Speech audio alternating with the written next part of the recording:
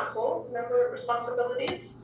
I put up some of the main ones that you're going to be required to do: participating in all the council meetings, committee meetings, and contributing to decision making, adopting the bylaws for the municipality, approving budgets, providing direction to our chief administrative officer and staff, ensuring succession plans are in place, approving annual salary and benefit programs for staff of the RMLW, and other duties such as heading committees.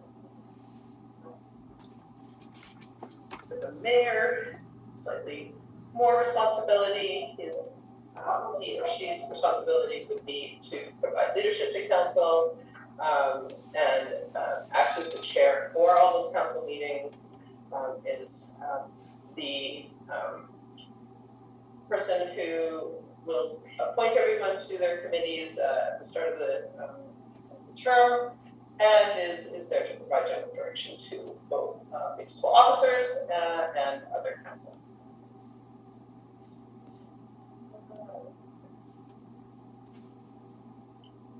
Put up here a list of the types of meetings that you may be expected to attend. We've already talked about council. There are 3 types of council meetings that we have on that Tuesday.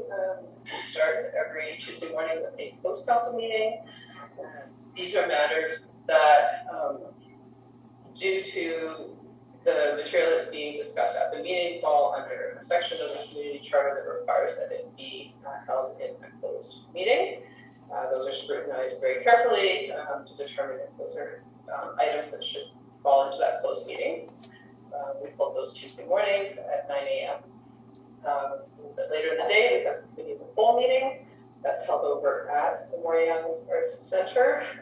It's an open meeting, and no decisions are made at committee of the whole, but all of council attends and is there to participate and learn. It's often a workshop style meeting and allows a longer and more fulsome discussion of matters that are important to council, but aren't necessarily requiring a resolution.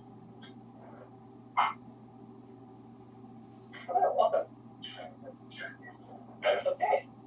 And then in the evening on Tuesdays, we have our regular council meetings. They start at 5:30, also at Moreyoung Arts Center. Those meetings start at 5:30. They can run anywhere from 6:30 to 7 till later. It depends how big the agenda is for one of those meetings. Jason, you're smiling. And we will approve. There will be often presentations from community members. We do information reports. There's administrative reports, which are when the staff are looking for a resolution from council on something. We'll pass the bylaws that are up for adoption or a reading. They'll look to policies or procedures that need approval, and of course, very importantly, the budgets. We have public hearings. They're set as we need them. We've had a busy spring with public hearings because we were working our way through the closure of the land use contracts that impacted a number of properties within Whistler. Thankfully, it's slowed down a little bit now, but we have them when we need them. They're often used when there's a development variance permit required on property. Need to make a change to the zoning of the property. The public hearing is often required, not always. We hold those consistently in the evenings, generally on a Tuesday night. We try to keep it consistent for council, so that they sort of can expect that Tuesday nights is the night that they might be needed.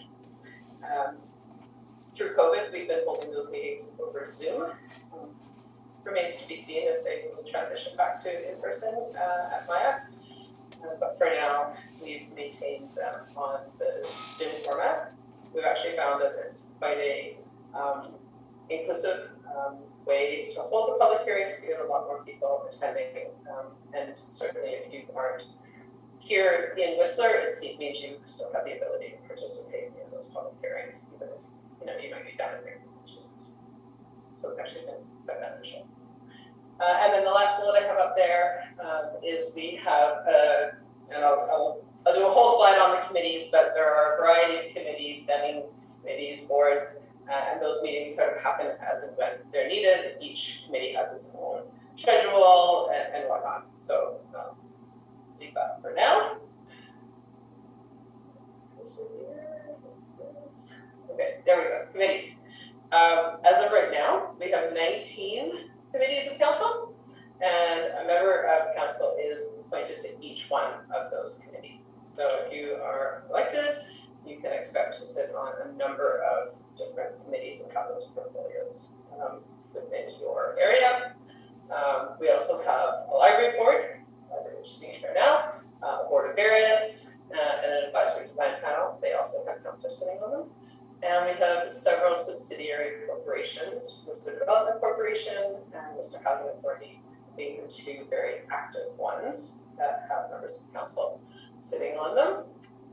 So in addition to the work that you're doing for council, reviewing those packages, you can also expect to be provided with packages and reviewing materials for the committees and boards that you would be sitting on. As of right now, most of these meetings are open to the public as much as possible. That's the goal. And we have transitioned most of these meetings back to happening in person. Through COVID, they did happen by Zoom as well, but we have been able to, for the most part, bring them back in person, which we're very happy about. I can stop talking for a second. Jason, I wondered if you could give some perspective of some of what I've just set out, the committees, the councils, like attending, the workload, how you felt that was, and what you experienced as a council. Yeah, sure.